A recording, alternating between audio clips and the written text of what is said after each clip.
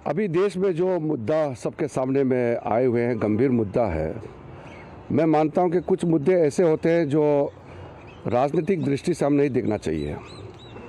George Soros और उसके जो लिंक्स सामने में जो आए हैं, चाहे राहुल गांधी जी का नाम हो, चाहे सोनिया गांधी जी का नाम हो, हम इसको कांग्रेस पार्टी के रूप से भी नहीं देखते हैं।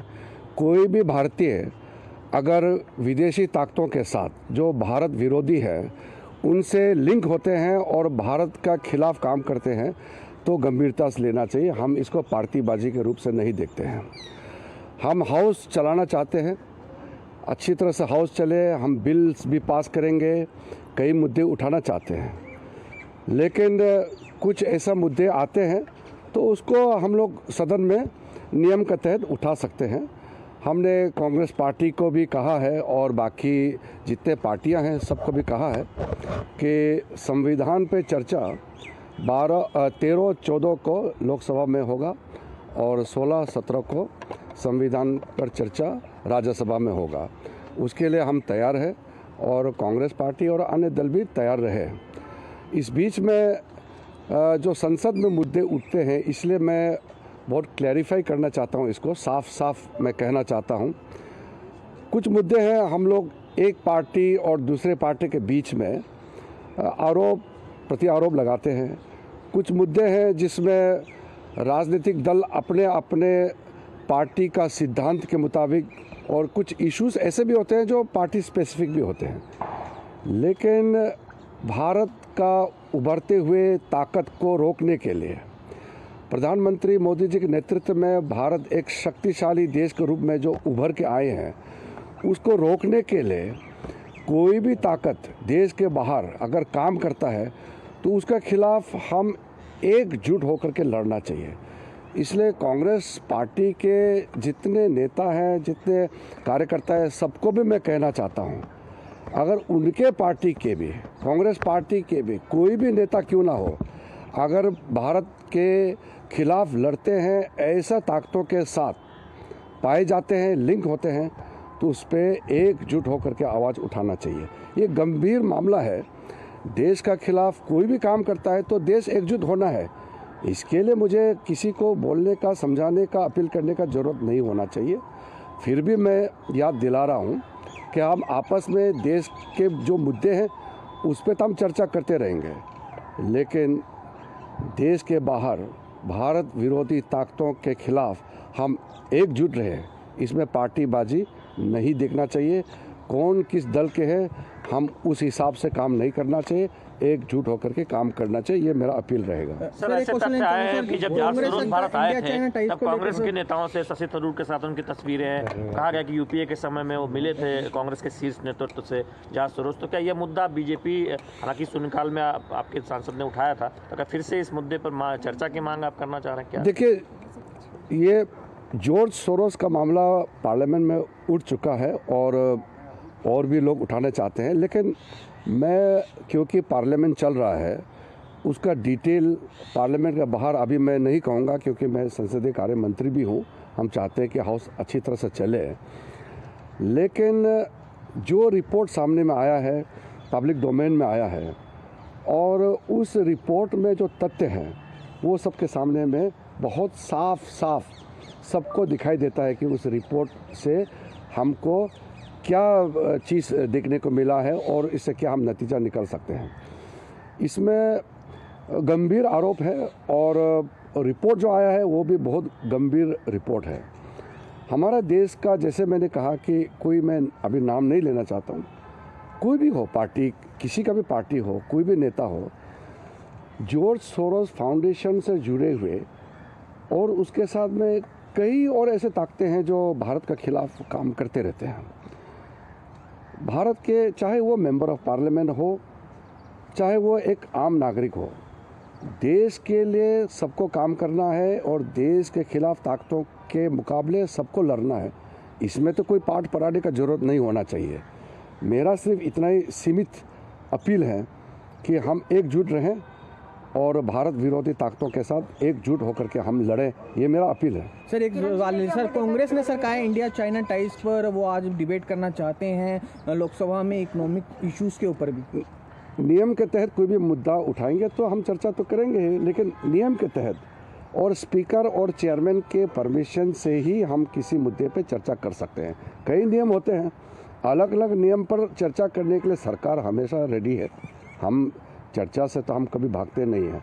हम ही चाहते हैं, भारतीय जनता पार्टी भी और पूरे सरकार भी ये चाहते हैं कि महत्वपूर्ण मुद्दे पर हम चर्चा करें, लेकिन अब हमारे पास कुछ बिल्स बाकी हैं पास कराने के लिए, और साथ साथ में 13, 14 और 16, 17 4 दिन के लिए लोकसभा और राज्यसभा में संविधान पर चर्चा का समय तय हो चुका है, उसके लिए भी सब तैयार रहे।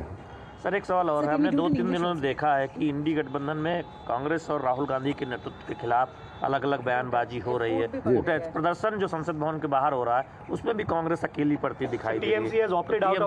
सपा भी नहीं है और भी अब काफी दल एक तरह से नदारद है। देखिए, कांग्रेस और उनके इंडी गठबंधन में क्या चलते हैं, हम उसमें कोई हस्तक्षेप करने का कोई इरादा नहीं रखते हैं, लेकिन हमको भी सुनाई दिया कि इंडी गठबंधन में राहुल गांधी को नेतृत्व लेकर के सबने सवाल उठाया है और कहा है कि राहुल गांधी से इंडी गठबंधन नहीं संभाला जाता है, उसके पास नेतृत्व का कोई क्वालिटी नहीं है। अब राहुल गांधी के पास लीडरशिप क्वालिटी नहीं है, उसे कांग्रेस डूबता या इंडी गठबंधन का जो कमज़ोरी होता है, तो उसमें हमको क्या कहना है। हमको तो सरकार चलाना है, देश को सेवा करना है। मोदी जी के नेतृत्व में हम देश को किस तरीके से सेवा करें, हमारा ध्यान उसी में केंद्रित रहेगा। सर एक और सवाल है कि बीजेपी के नेताओं ने जो आप टिप्पणी की राहुल गांधी पर और कांग्रेस पार्टी पर, एक प्रेस कॉन्फ्रेंस में संबित पात्रा ने या फिर सदन में निशिकांत दुबे ने, तो उसको लेकर प्रिविलेज का मामला, देखिए प्रिविलेज का मामला स्पीकर और चेयरमैन के पास रहता है। मैं अभी हाउस के बाहर इसका टिप्पणी नहीं कर सकता हूँ, अगर रिस्पॉन्ड करना होगा तो मैं हाउस में करूंगा। US embassy has issued a statement on the same issue of ORCP's report, which Congress party is underlining to say that you are not really helping a friend. I mean, referring to US. I am not in a position to comment about India's relationship with any other country. I am only referring to the reports which have come, and some of the members of parliament have raised this issue in the house. I am very specific. What I meant is, when it comes to an issue which is having an impact adversely on India's interests, then all the political parties must stand together. George Soros and his foundation. It is not only George Soros. George Soros and many other elements who are working against India are to be countered unitedly by every citizen of India. That is my point. Whether it is Rahul Gandhi ji, Sonia Gandhi ji, or Shashi Tharoor ji, or anybody, I am not into any particular individual. What I am saying is, anybody found to be colliding with or working in tandem with anti-India elements must be countered unitedly by all political parties, in fact every citizen of India. That is my limited point. So are you wanting a central agency to probe this? I'm not getting into the actions and the fallouts, because I am referring to the issue because it has been raised in the House and the Parliament is in the session, and I don't want to get into the details of those reports because they are already being discussed about and also brought in front of the media and the House also.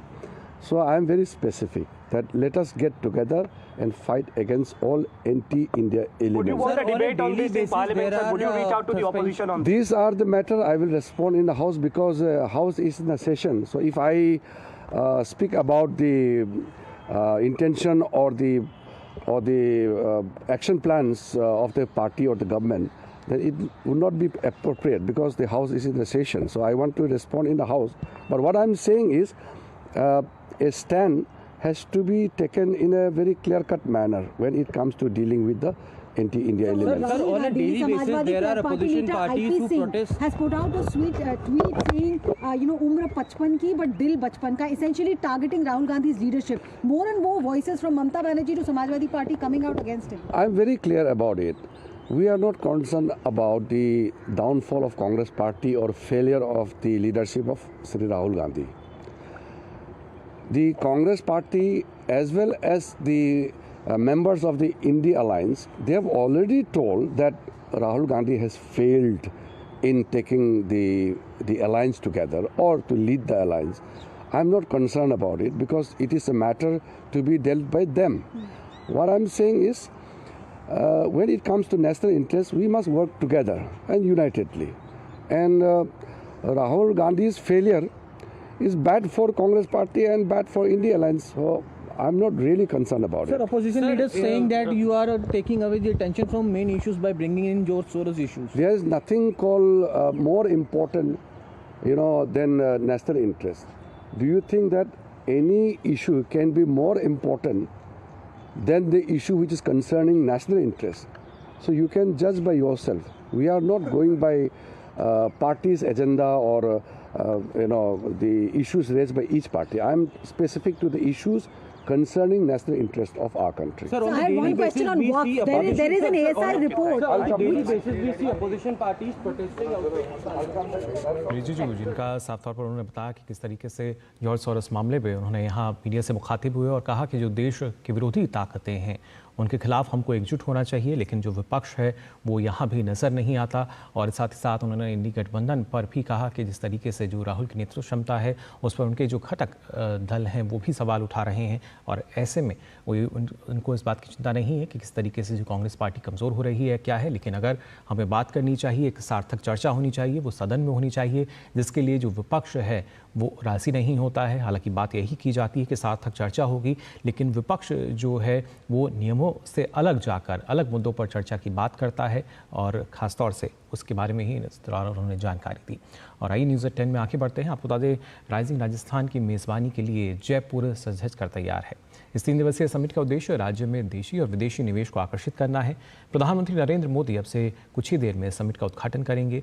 देखिए जयपुर से हमारे संवाददाता विशाल Bairstow की report.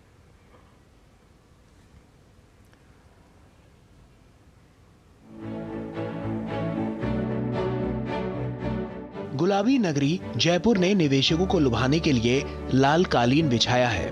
पड़ोसी राज्य गुजरात ने देश में आर्थिक विकास का एक बेहतरीन उदाहरण पेश किया है और राजस्थान भी गुजरात मॉडल को अपनाना चाहता है। राजस्थान सरकार को राइजिंग राजस्थान से काफी उम्मीदें हैं। 23 के अंदर चुनाव हुआ, भारतीय जनता पार्टी की सरकार को जनता ने आशीर्वाद दिया।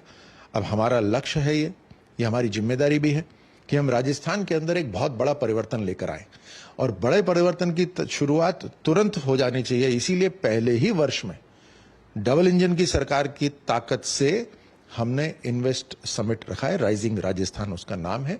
इसको ग्लोबल समिट हमने बनाया ताकि प्रधानमंत्री मोदी जी के लक्ष्य में हमारा यानी राजस्थान का भी पूरा का पूरा योगदान रहे। सम्मेलन में देश विदेश की कंपनियां भाग ले रही हैं। यहाँ लगाई गई प्रदर्शनी में रक्षा क्षेत्र के लिए काम करने वाले स्टार्टअप भी भाग ले रहे हैं।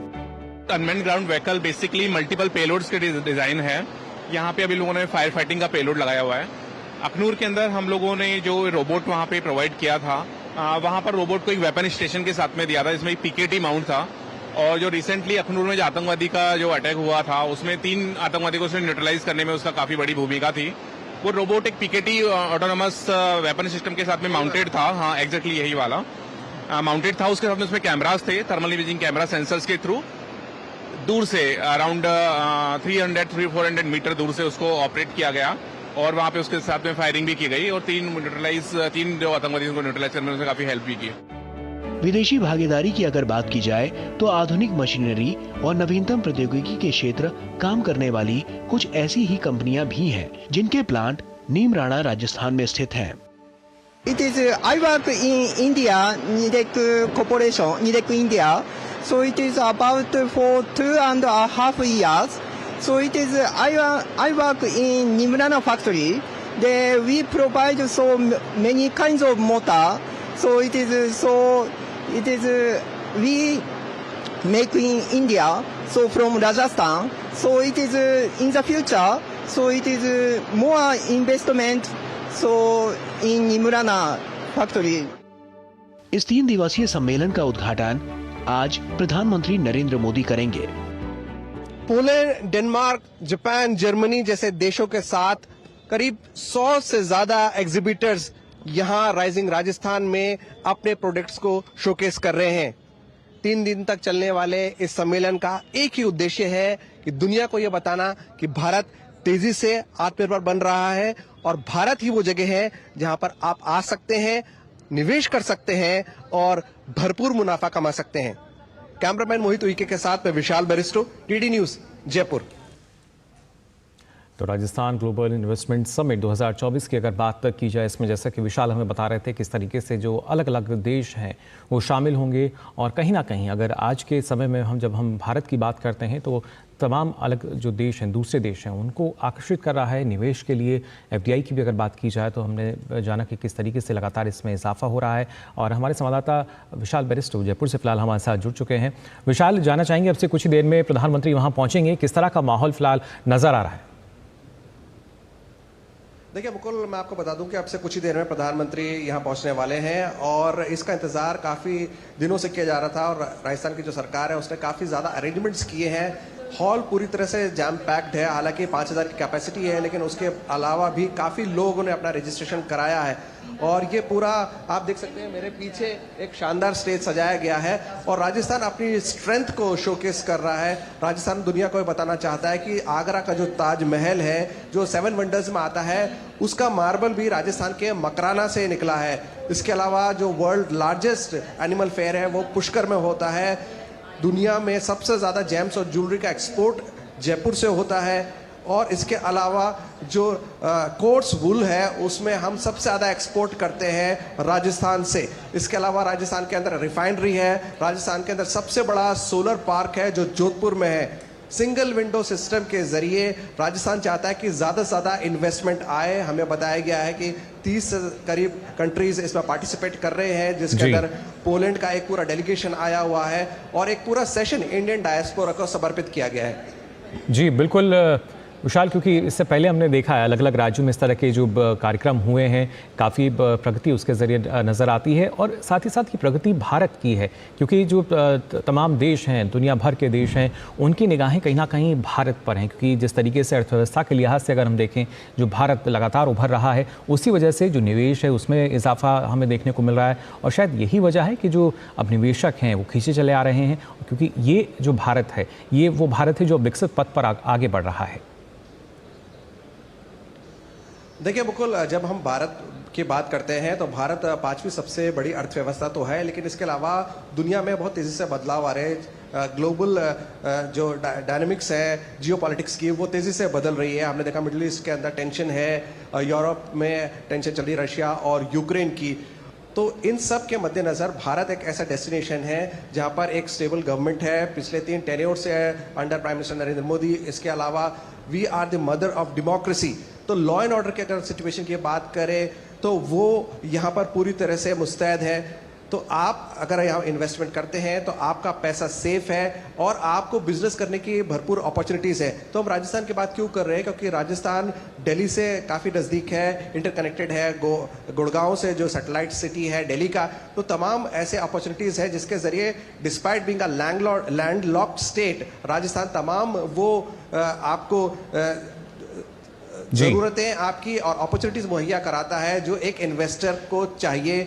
और इसीलिए ये 3 दिन का जो समिट हो रहा है वो उसका लोगो है रिप्लीट, रिस्पॉन्सिबल और रिएक्टिव। तो रिप्लीट का मतलब होता है भरपूर, यहाँ पर भरपूर अपॉर्चुनिटीज़ हैं। बिल्कुल, काफ़ी ज़्यादा अवसर जो हैं वो यहाँ नज़र आ रहे हैं और उसी वजह से जो लगातार निवेशक हैं, अलग अलग देश हैं, उनकी संख्या भी बढ़ती हुई नज़र आती है। बहुत बहुत शुक्रिया आपका विशाल हमारे साथ जुड़ने के लिए। तो अब से कुछ देर बाद प्रधानमंत्री यहाँ पहुँचेंगे और आपको बता दें प्रधानमंत्री नरेंद्र मोदी आज राजस्थान के बाद हरियाणा का दौरा भी करेंगे। हरियाणा के पानीपत में वो LIC की बीमा सखी योजना का शुभारंभ करेंगे। भारतीय जीवन बीमा निगम की ये पहल 18 से 70 वर्ष की आयु की उन महिलाओं को सशक्त बनाने के लिए की गई है जो 10वीं कक्षा पास हैं। उनको वित्तीय साक्षरता और बीमा जागरूकता को बढ़ावा देने के लिए पहले 3 वर्षों के लिए विशेष प्रशिक्षण और प्रतिका दी जाएगी। प्रशिक्षण के बाद वे LIC एजेंट के रूप में काम कर सकती हैं और स्नातक बीमा सखियों को LIC में विकास अधिकारी की भूमिका के लिए अर्हता प्राप्त करने का अवसर भी मिलेगा। प्रधानमंत्री भावी बीमा सखियों को नियुक्ति प्रमाण पत्र भी वितरित करेंगे। कार्यक्रम के दौरान प्रधानमंत्री महाराणा प्रताप बागवानी विश्वविद्यालय करनाल के मुख्य परिसर की नींव भी रखेंगे। 495 एकड़ में फैले मुख्य परिसर और 6 क्षेत्रीय अनुसंधान केंद्र 700 करोड़ रुपए से अधिक की लागत से स्थापित किए जाएंगे। विश्वविद्यालय में स्नातक और स्नातकोत्तर अध्ययन के लिए एक बागवानी महाविद्यालय और 10 बागवानी विषयों को कवर करने वाले 5 स्कूल होंगे। ये फसल विविधीकरण और बागवानी प्रौद्योगिकियों के विकास के लिए विश्व स्तरीय अनुसंधान की दिशा में काम करेगा।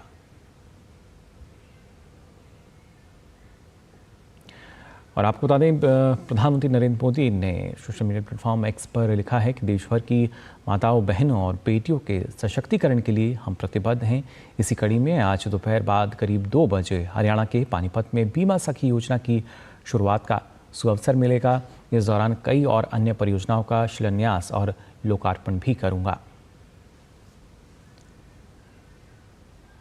प्रधानमंत्री नरेंद्र मोदी ने सोशल मीडिया हैंडल X पर ये जानकारी साझा की है अभी किस तरीके से आज का जो कार्यक्रम उनका रहेगा हरियाणा में।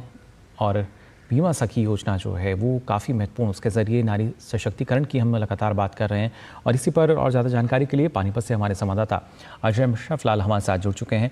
अजय, जानना चाहेंगे आपसे, आज दोपहर बाद प्रधानमंत्री जब वहाँ पहुँचेंगे, लेकिन उससे पहले हमने जो दर्शक हैं उनको हम यहाँ बता देते हैं कि किस तरीके से जो बीमा सखी योजना है वो जो खासतौर से जो महिलाएं हैं उनको और ज़्यादा मजबूती देगी। महिला सशक्तिकरण के लिए ये नई योजना है बीमा सखी। इस योजना की शुरुआत पानीपत से होगी। हरियाणा के पानीपत से दोपहर बाद प्रधानमंत्री इसकी शुरुआत करेंगे और ग्रामीण क्षेत्रों की महिलाओं को स्वरोजगार से इसके ज़रिए जोड़ने का प्रयास किया जाएगा। बीमा सखी योजना LIC के सहयोग से चलाई जाएगी और ज़्यादा से ज़्यादा जो महिलाएं हैं उनको कैसे इसके तहत कवर किया जाए। ग्रामीण इलाकों में बीमा की जागरूकता बढ़ाना बीमा सखी योजना का उद्देश्य है।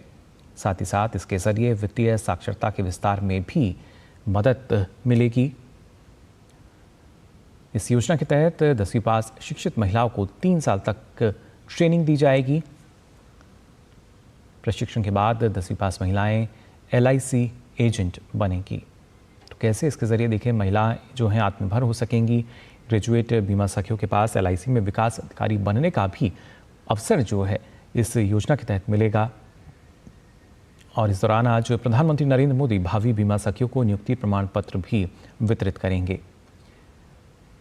तो महिला सशक्तिकरण की दिशा में एक अहम पहल बीमा सखी के रूप में देखी जा सकती है, जिसकी शुरुआत आज प्रधानमंत्री नरेंद्र मोदी करेंगे हरियाणा के पानीपत से। किस तरीके से जो ग्रामीण क्षेत्रों की महिलाएं हैं उनको स्वरोजगार से जोड़ा जाए, आत्मनिर्भर बनाया जाए, सशक्त बनाया जाए, इसके लिए इस योजना की शुरुआत हो रही है। LIC के सहयोग से जो बीमा सखी योजना है चलाई जाएगी और ख़ासतौर से ग्रामीण इलाकों में बीमा को लेकर जो जागरूकता है वो इसके ज़रिए बढ़ाई जा सकेगी। साथ ही वित्तीय साक्षरता के विस्तार में भी इसके ज़रिए मदद मिलेगी, यानी जो महिलाएं हैं और बेहतर तरीके से इसको जान पाएंगी, समझ पाएंगी।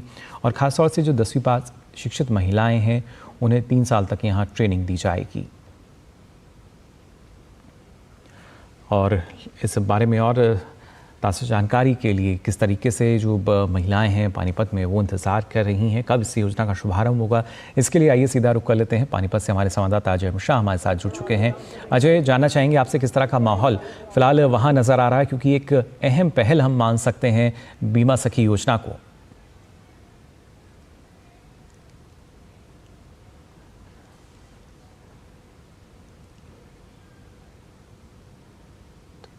अजय हमारे साथ जुड़ रहे हैं पानीपत से और आप देख सकते हैं किस तरीके से उत्साह का माहौल पानीपत में भी नज़र आ रहा है। एक बार फिर से उनके साथ बातचीत करने की कोशिश करेंगे। अजय, जानना चाहेंगे आपसे किस तरह का माहौल जो है वो नज़र आ रहा है, क्योंकि उत्साह कहीं ना कहीं महिलाओं में, देश की आधी आबादी के लिए लगातार प्रधानमंत्री जो है उनका फोकस रहता है कि कैसे उनको आत्मनिर्भर बनाया जाए।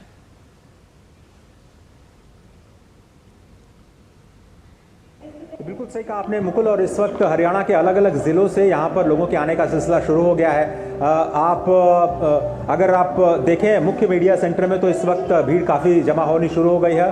क्यों न हो, क्योंकि 2015 के बाद महिला सशक्तिकरण के दूसरा सबसे बड़ा नेशनल कार्यक्रम की शुरुआत आज प्रधानमंत्री नरेंद्र मोदी के कर कमलों द्वारा किया जा रहा है। बेटी बचाओ बेटी पढ़ाओ जब 2015 में शुरू किया गया था इसी जगह से, तो कोई अंदाज़ा नहीं था किसी को कि पूरे देश में जो पुरुष और महिलाओं का लिंगानुपात है उसमें कितना सकारात्मक बदलाव आएगा।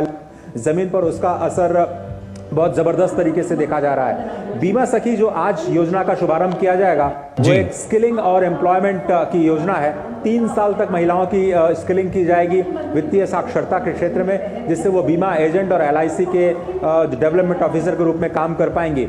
ये देखने में छोटी लग सकती है, लेकिन यहाँ पर पायलट प्रोजेक्ट की शुरुआत हो रही है। जिस तरह से 2015 में बेटी बचाओ बेटी पढ़ाओ कार्यक्रम की शुरुआत हुई थी, और पायलट में ही 35,000 महिलाओं का चयन किया जाएगा जो कि गांव की रहने वाली हैं। इस तरह से ये आगे जाते हुए अगले 3 सालों में 2 लाख महिलाओं को इस बीमा सखी योजना के कार्यक्रम से जोड़ा जाएगा। हर महीने उन्हें 7,000 रुपए का मानदेय मिलेगा, 2100 रुपए का प्रोत्साहन राशि मिलेगी। साथ ही साथ उनकी जो बीमा का कमीशन है, उनकी कमाई कुल मिलाकर के 35,000 रुपए तक महीने जाएगी। तो आप समझिए गांव की महिलाओं को इस तरह से आत्मनिर्भर बनाने की जो कोशिश है, बहुत बड़ी कोशिश है, और मुझे लगता है वित्तीय साक्षरता के लिए भी ये कदम बहुत बड़ा साबित होने जा रहा है। शुरुआत भले इसकी छोटी दिख रही हो, लेकिन इसके दूरगामी परिणाम और इसका असर बहुत ही व्यापक होने जा रहा है। मुकुल जी बिल्कुल, तो ज़ाहिर तौर पर किस तरीके से एक महत्वपूर्ण पहल जो है वो बीमा सखी योजना के तहत इसकी शुरुआत आज होने जा रही है। फिलहाल बहुत बहुत शुक्रिया आपका अजय हमारे साथ जुड़ने के लिए। तो हमारे संवाददाता पानीपत से बता रहे थे किस तरीके से लगातार उत्साह जो है बना हुआ और कैसे महिलाओं को लगातार देश में सशक्त किया जा रहा है। फिलहाल यहाँ हम रुक रहे हैं छोटे से ब्रेक के लिए, जल्द हाजिर होते हैं। अनुभव कीजिए शुद्ध MDH बादाम रोगन का प्यार। सेहत बनके रग रग में दौड़े, त्वचा में समाये, हाइड्रेट करे, हर उम्र की त्वचा का पोषण करे। You deserve the purity. MDH बादाम रोगन, नेचुरल, टेंडर, प्योर। चमके चमके।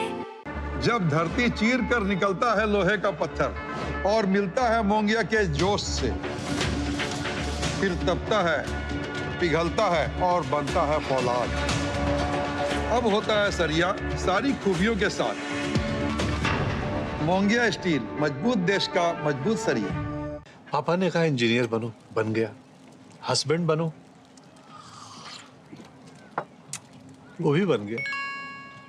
पर मूर्ख बनो तो कहा ही नहीं। देखिए नकली पेमेंट का SMS, कहते हैं पापा का उधार लौटा रहे हैं, फिर बोलेंगे गलती से ज्यादा पैसे भेज दिए, बेटे बाकी के पैसे वापिस कर दो। आज्ञाकारी बेटा हूं, मूर्ख नहीं हूं। याद रहे UPI सेफ है, मगर कोई ऐसे बेवकूफ बनाए तो कहो मैं मूर्ख नहीं हूं। Market access, resources, infrastructure, skills. Rajasthan has it all. With the vision of PM Narendra Modi and CM Bhajanlal Sharma, explore endless opportunities at the Rising Rajasthan Global Investment Summit. Register today. आपके घर के खाने में restaurant जैसा स्वाद ले आए MDH का शाही पनीर मसाला। पनीर को क्या मस्त बना डाला।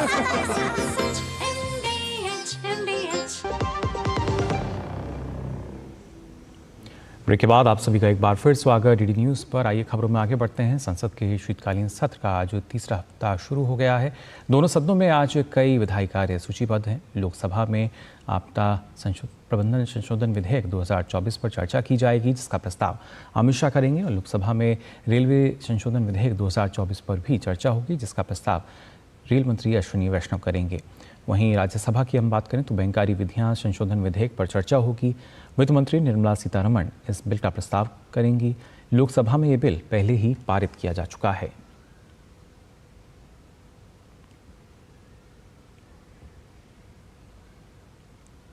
उत्तरी कश्मीर के बारामूला जिले में पालपुरा पलहालन के पास राष्ट्रीय राजमार्ग पर आज सुबह एक संदिग्ध वस्तु बरामद की गई, जिसे IED समझा जा रहा है। अधिकारियों ने बताया कि इलाके में एक निजी स्कूल के पास मिली संदिग्ध वस्तु के बाद सुरक्षा बल तुरंत हरकत में आ गए।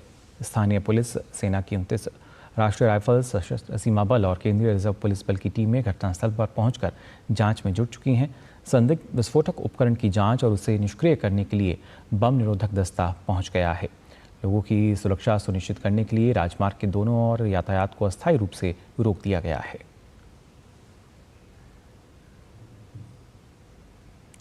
और वहीं दिल्ली के 40 से अधिक स्कूलों को बम से उड़ाने की धमकी मिलने से आज हड़कंप मच गया।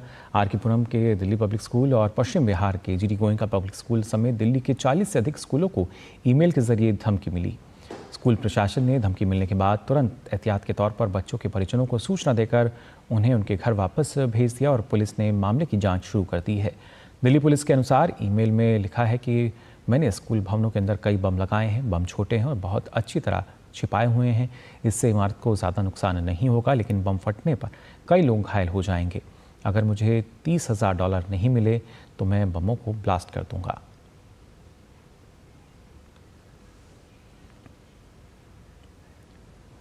तो एक बार फिर राजधानी दिल्ली के स्कूलों में 40 से अधिक स्कूलों में बम की धमकी मिली। और इस खबर पर और जानकारी के लिए आइए रुक कर लेते हैं हमारे संवाददाता नीरज सिंह का, जो फोन लाइन पर जुड़ चुके हैं। नीरज, क्या ताज़ा जानकारी अभी तक इस मामले में आई है? क्योंकि एक बार फिर से जो स्कूल हैं उनमें जिस तरीके से ये धमकी दी गई है और कहीं ना कहीं अगर देखा जाए बम फटने कहा गया है कि जो बहुत छोटे छोटे बम हैं जो कि छिपाए गए हैं और वो एकदम से नहीं मिलेंगे, बिल्डिंग को नुकसान नहीं होगा लेकिन कई लोग घायल हो सकते हैं। और साथ ही $30,000 की यहाँ हम कह सकते हैं कि मांग की गई है। आपको बता दें दिल्ली के 40 से अधिक स्कूलों को ये बम से उड़ाने की धमकी आज दी गई।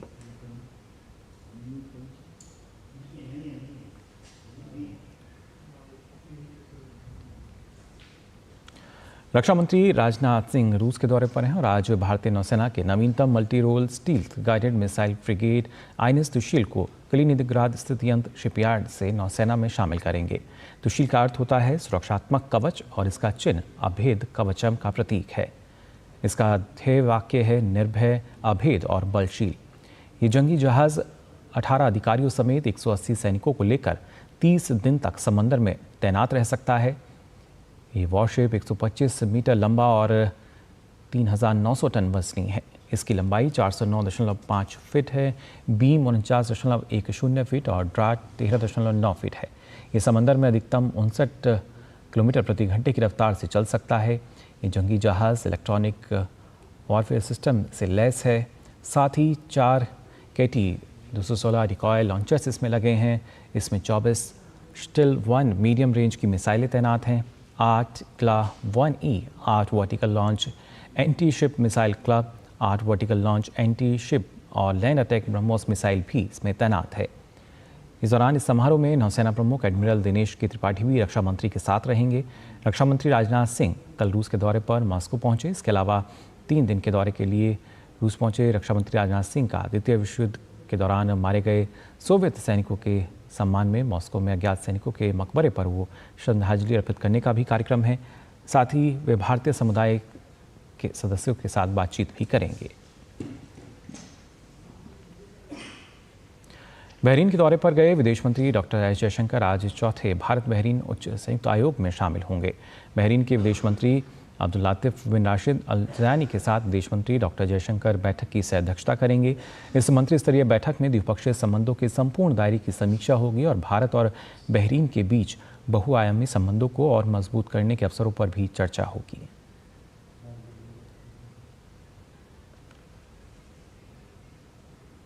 विदेश सचिव विक्रम मिस्री बांग्लादेश की यात्रा पर हैं। शेख हसीना को बांग्लादेश की सत्ता से अपदस्थ किए जाने के बाद ये पहला उच्च स्तरीय दौरा है।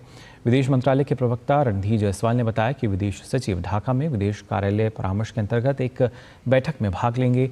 वे कई अन्य बैठकों में भाग लेने के अलावा बांग्लादेश के विदेश सचिव के साथ बातचीत करेंगे। मिस्री की ये यात्रा बांग्लादेश में हिंदुओं सहित अन्य अल्पसंख्यकों पर हमलों को लेकर दोनों देशों के बीच बढ़ते तनाव के बीच हो रही है। उन्होंने हिंदू संत चिन्मय कृष्णदास की गिरफ्तारी पर कहा कि भारत इस मामले में निष्पक्ष, न्याय संगत और पारदर्शी न्याय प्रक्रिया की आशा करता है।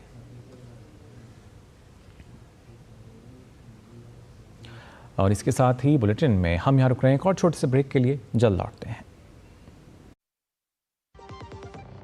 अब आया स्वाद स्वाद। जब स्वाद के पड़े हो लाले तो MDH का चंकी चाट मसाला डालें। MDH का चंकी चाट मसाला। MDH।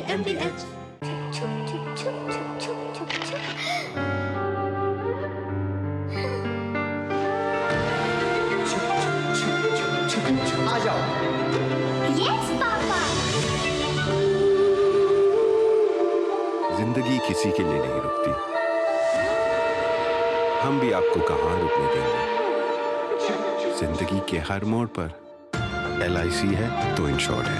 LIC हर पल आपके साथ। मेरी पसंद। मेरी पसंद। मेरी पसंद। मेरी पसंद है। हमारी पसंद। हम सबकी पसंद। मजबूत देश का मजबूत सरिया मोंगिया स्टील। ब्रेक के बाद आप सभी का एक बार फिर स्वागत न्यूज़ एट 10 में। आइए खबरों में आगे बढ़ते हैं। रविवार को शंभू बॉर्डर से वापस लौटे किसान फिलहाल दिल्ली कूच नहीं करेंगे। किसान नेता सरवन सिंह पंडे ने कहा कि किसानों की एक बैठक होगी जिसके बाद आगे की रणनीति बनाई जाएगी। आपको बता दें कि कल शंभू बॉर्डर पर किसानों के उग्र होने के बाद पुलिस ने सख्त रुख अपनाया था। इसके बाद किसान बॉर्डर से वापस लौट गए।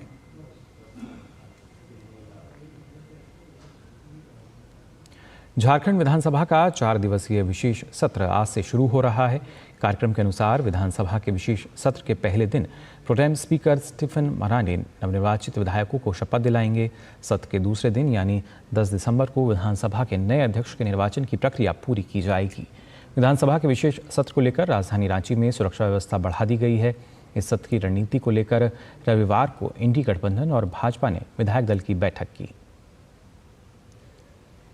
हमें विपक्ष की भूमिका पर पार्टी को रहने का मौका मिला है और एक सजग प्रहरी के रूप में हम लोग वहाँ पर रहेंगे और जनता की आवाज़ बनेंगे। जिस तरह से कानून व्यवस्था गिरती जा रही है, लगातार यहाँ पर लॉ एंड ऑर्डर खराब हो रहा है। आपको अंदाज़ा लगा होगा कि जब देश के रक्षा राज्य मंत्री को 50 लाख रुपया का रंगदारी के लिए फ़ोन जाता है, व्हाट्सएप जाता है, तो आम जनता कितनी सुरक्षित है। और एक दुखद खबर, दूरदर्शन न्यूज़ के एंकर नीतीश भारद्वाज की देर रात कार हादसे में दर्दनाक मौत हो गई। उनकी SUV कार उज्जैन में कायथा के पास बेकाबू होकर पेड़ से टकरा गई। टक्कर इतनी तेज़ थी कि कार का इंजन 300 मीटर दूर जा गिरा। हादसे में नीतीश की पत्नी वंशिका के चचेरे भाई की भी मौत हो गई, जबकि नीतीश की पत्नी वंशिका और उसका भाई गंभीर रूप से घायल है, जिन्हें एक निजी अस्पताल में भर्ती कराया गया है। हादसे के बाद शवों को निकालने के लिए कार को कटर से काटना पड़ा। नीतीश गाजियाबाद से उज्जैन अपने ससुराल में एक शादी समारोह में शामिल होने जा रहे थे। नीतीश को नागदा जंक्शन पर रिसीव करने के लिए उनकी पत्नी वंशिका और वंशिका के 2 भाई SUV से गए थे। नीतीश को रिसीव करने के बाद नागदा से रात करीब 12:30 बजे रवाना हुए थे। रविवार देर रात 1:30 बजे मक्सी से करीब 15 किलोमीटर पहले कायथा मोड़ पर कार बेकाबू होकर सड़क से उतरी और पेड़ से टकरा गई। एयरबैग खुलने से कार चला रहे नीतीश के साले मयंक पांडे की जान तो बच गई, लेकिन उसकी भी हालत गंभीर है। वहीं नीतीश की सीट का एयरबैग नहीं खुलने से मौके पर ही उनकी मौत हो गई।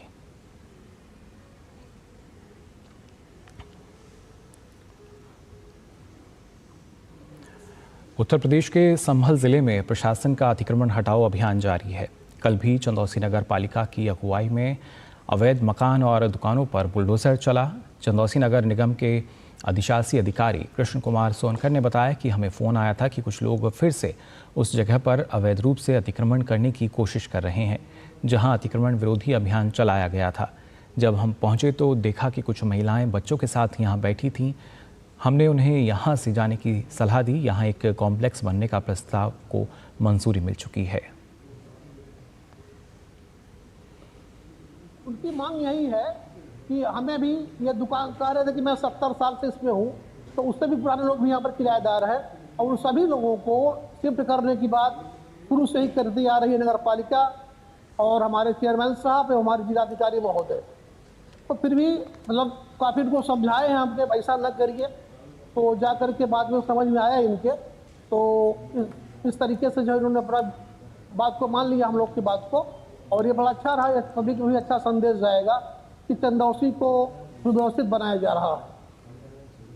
पश्चिम बंगाल भाजपा अध्यक्ष और केंद्रीय मंत्री सुकांता मजूमदार ने 18 वर्षीय लड़की का शव मिलने पर राज्य की ममता सरकार को घेरा है। सुकांता मजूमदार ने कहा कि पश्चिम बंगाल में महिलाएं सुरक्षित नहीं हैं। पश्चिम बंगाल की मुख्यमंत्री ममता बनर्जी ने हमेशा संदेशखाली और जयनगर की घटनाओं को नकारने की कोशिश की है। पश्चिम बंगाल के लोगों को ये समझना होगा कि जब तक ममता बनर्जी सत्ता में है तब तक राज्य में महिलाएं सुरक्षित नहीं रहेंगी।